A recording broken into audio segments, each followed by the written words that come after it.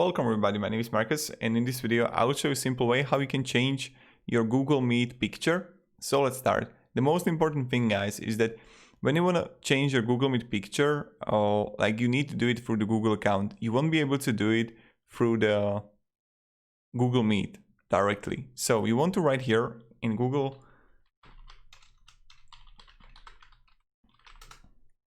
account, click on it, then go to Google account. And then you're gonna see the picture here that you got. Click on it, and then you want to upload whatever picture you have, right? So that's how you do it. It's pretty simple and pretty easy. If you have any questions, guys, ask me down in the comments. I'll be really happy to help you and provide you some guidance and support in it. Have a great day and goodbye.